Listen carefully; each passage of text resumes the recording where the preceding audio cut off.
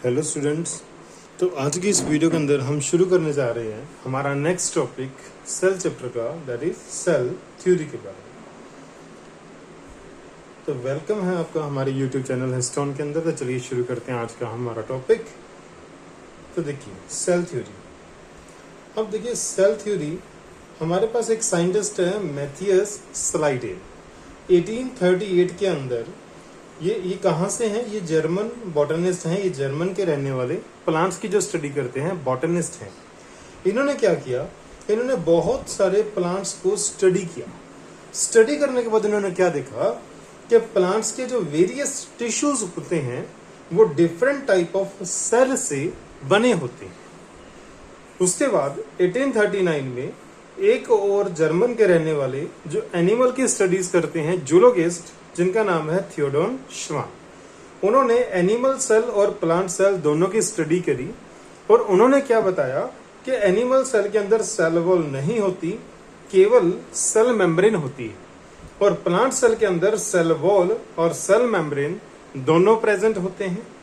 और इसी ऑब्जर्वेशन के बेस पे थियोडोर श्वान ने बताया, क्या हाइपोथेसिस किया उन्होंने बताया कि जितने भी एनिमल्स और जितने भी प्लांट्स होते हैं उनकी बॉडी सेल और सेल के प्रोडक्ट से मिलके बनती है। सेल और सेल के प्रोडक्ट से मिलके बनती है। उसके बाद ये तो थी हाइपोथेसिस। ये तो क्या थी? हाइपोथेसिस।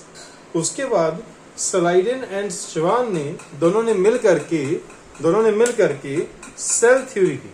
और सेल थ्योरी के अंदर उन्होंने क्या बताया? All living organisms are made of cell and their product. कि जितने भी लिविंग ऑर्गेनिज्म होते हैं वो या तो सेल से बनते हैं या सेल से मिलने वाले प्रोडक्ट से बनते हैं। ये बात किसमें बताई उन्होंने? ये बात उन्होंने बताई सेल थ्योरी के अंदर। ये बात उन्होंने बताई सेल थ्योरी के अंदर। लेकिन जब उनसे पूछा गया कि न्यू सेल कहां से आते हैं, how new cells are formed, तब भाई ये क्वेश्चन वो सोल्व नहीं कर पाए। तो उसके बाद एक और साइंटिस्ट आए, रुडोल्फ विर्चो। 1855 के अंदर उन्होंने क्या स्टेटमेंट दी? Omnis सेल्यूला is सेल्यूला। और इसका मतलब क्या होता है? इसका मतलब होता है कि जो नए सेल होते हैं वो पुराने सेल की डिवीजन से बनते हैं। ओमनिस सेल्यूला इज सेल्यूला का मतलब क्या है कि जो नए सेल होते हैं वो पुराने सेल की डिवीजन से बनते हैं। तो हमारे पास फिर मॉडिफाइड सेल थ्योरी निकल के आई और मॉडिफाइड सेल थ्योरी के अंदर इन दोनों पॉइंट्स को हम डिस्कस करते हैं। नेक्स्ट है हमारे पास वायरस। देखिए, अगर मैं आपको वायरस के बारे में बताऊं तो वायरस कैसा होता है? वायरस एक प्रोटीन का कवर होता है। वायरस एक प्रोटीन की कवरिंग होती है। मान लो कि ये हमारा प्रोटीन का एक कवर है, जिसको हम क्या बोलते हैं? इसको हम कैप्सिड बोलते हैं। क्या बोलते हैं इसको? कैप्सिड बोलते हैं। इसके अंदर आपको मिलेगा जेनेटिक मटेरियल। इसके अंदर आपको मिलेगा जेनेटिक मटेरियल, जो कि डीएनए भी हो सकता है, आरएनए भी हो सकता है। तो ये है हमारा न्यूक्लिक एसिड। न्यूक्लिक एसिड, तो इसको हम वायरस बोलते हैं। इसको हम क्या बोलते हैं? वायरस। तो वायरस एक्चुअली क्या है? प्रोटीन और न्यूक्लिक एसिड का कॉम्बिनेशन है। प्रोटीन और न्यूक्लिक एसिड का कॉम्बिनेशन है। तो वायरस अपने आप में एक कंप्लीट सेल वायरस अपने आप में एक कंप्लीट सेल नहीं होता। वायरस अपने आप में कंप्लीट सेल नहीं होता। इसी वजह से वायरस के ऊपर सेल थ्योरी भी अप्लाई नहीं हो सकती, क्योंकि सेल थ्योरी जो होती है वो किसके बेसिस पे बनाई गई है? वो सेल के बेसिस पे बनाई गई है। और क्योंकि वायरस एक कंप्लीट सेल नहीं होता तो वायरस सेल थ्योरी के अंदर इंक्लूड नहीं किया जाता।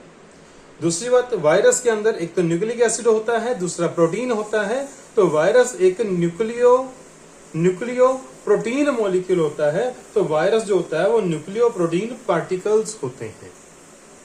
वायरस को ना तो हम लिविंग मानते हैं, ना ही हम उनको नॉन लिविंग मानते हैं। वायरस किसी भी कैटेगरी के अंदर स्पेसिफाई नहीं किए जाते। जब वायरस किसी सेल के अंदर होता है, जब वायरस किसी सेल के अंदर होता है तब वायरस लिविंग हो जाता है।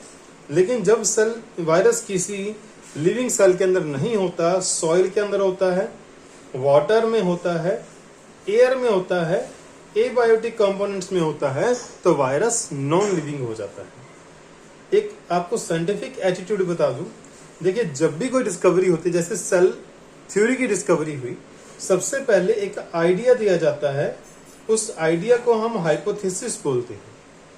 फिर उस हाइपोथेसिस को प्रूव करके थ्योरी दी जाती है। उसके बाद थ्योरी के बाद आते हैं प्रिंसिपल लॉज। तो सबसे पहले किसी भी डिस्कवरी की हाइपोथेसिस दी जाती है, फिर उसकी थ्योरी दी जाती है और फिर बनाए जाते हैं प्रिंसिपल लॉज। उसके आधार पे हमने कुछ क्वेश्चंस ऐड किए हैं। The cell theory was put forward by, इसका आंसर आएगा C option, Schleiden and Schwann. Schleiden and Schwann ने 1839 के अंदर सेल थ्योरी प्रपोज की दी। एंटोन वॉन ल्यूवेनह्यूक ने क्या किया था, इन्होंने 1674 के अंदर लिविंग सेल की डिस्कवरी करी, लिविंग सेल की डिस्कवरी करी थी। रॉबर्ट ब्राउन ने क्या किया था, रॉबर्ट ब्राउन ने 1831 के अंदर न्यूक्लियस को डिस्कवर किया था, न्यूक्लियस को डिस्कवर किया था। रॉबर्ट हुक ने 1665 में फर्स्ट सेल की डिस्कवरी करी थी, और ये फर्स्ट सेल कौन सा सेल था, ये डेड सेल था। ये कौन सा सेल था, डेड सेल था। Next question, the statement omnis cellula e cellula which means all cell arise from pre-existing cell was given by, ये स्टेटमेंट किसने दी थी, ये स्टेटमेंट दी थी हमें रुडोल्फ विर्चो ने। कब दी थी, 1855 में, जिसके बाद सेल थ्योरी को मॉडिफाई किया गया और सेल थ्योरी को कंप्लीट भी कर दिया गया।